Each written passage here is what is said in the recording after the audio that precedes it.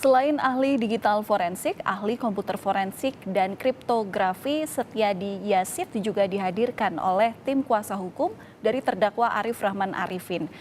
Pernyataannya mengatakan bahwa pentingnya dilakukan digital otopsi. Pada dasarnya forensik ini adalah melakukan rekonstruksi dari peristiwa yang telah terjadi. Jadi kalau ada data yang terhapus maka perlu di-recovery dan itu dinamakan otopsi yang juga berlaku untuk Windows ataupun Linux.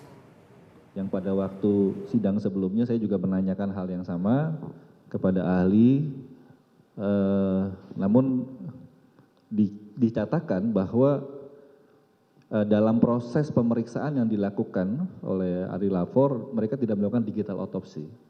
Seberapa penting sebenarnya Pak di dalam kita melakukan pemeriksaan forensik, terutama dalam digital, untuk kita dapat melakukan digital otopsi itu Pak? Baik, bagaimana? Pada dasarnya forensik adalah melakukan rekonstruksi dari peristiwa yang telah terjadi.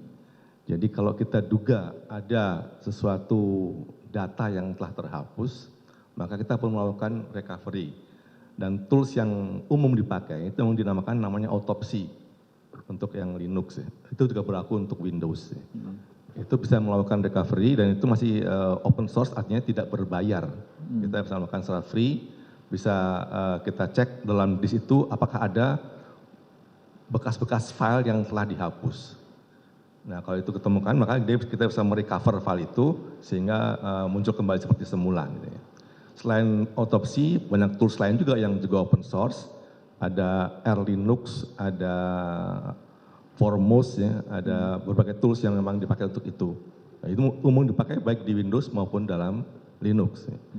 Jadi tools itu masih ada, memang hanya kalau sudah dihapus berkali-kali, katakan ditimpa, itu lebih sulit, perlu tools yang lebih canggih. Ya. Yang berbayar lebih pintar, bisa mendeteksi jenis-jenis file yang lebih lengkap. Yang gratis ini kita harus lebih capek mencari apa file ini, lalu mencoba merecovernya. Ya, mungkin itu. Jadi gini Pak, kan dalam melakukan pemeriksaan digital forensik juga beberapa tahapan yang dilakukan Pak. Ya, itu juga yang kemarin kami tanyakan juga dalam kami menganalisis berita acara Triple 37 gitu. Dan di dalam berita acara Triple 37 itu kami melihat bahwa bagaimana standar yang dimiliki oleh NIST di dalam dia membuat suatu laporan gitu.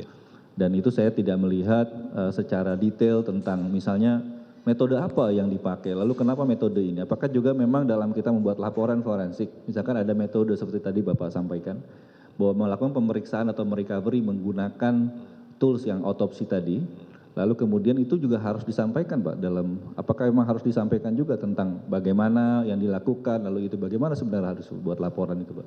Ya, oke. Saya lihat kalau dari Triple 37 itu memang ada yang saya rasa kurang.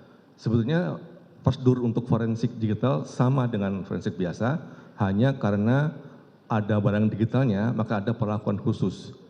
Jadi barang-barang yang digital itu sejak diambil dari TKP harusnya dibungkus dengan kantong forensik yang anti magnetik, sehingga kalau ada petir dari jauh pun nggak terganggu.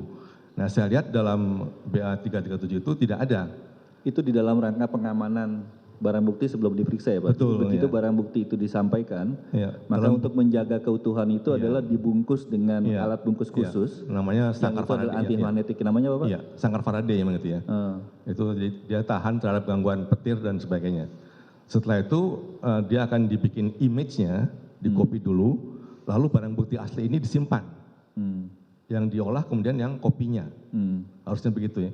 Nah yang saya lihat kemarin yang dari BA 37 itu semua barang aslinya masih dipakai terus gitu ya. Dibungkusnya setelah itu malahan dan dibungkusnya dengan bungkus biasa. Masih kantong plastik dengan label biasa gitu ya. Jadi, apakah ada kemungkinan Pak?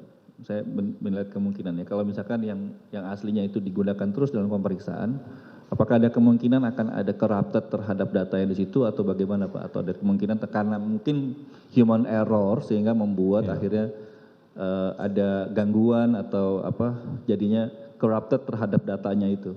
Ada kemungkinan itu? Betul, memang itu SOP-nya dibuat demikian supaya yang asli tidak berubah.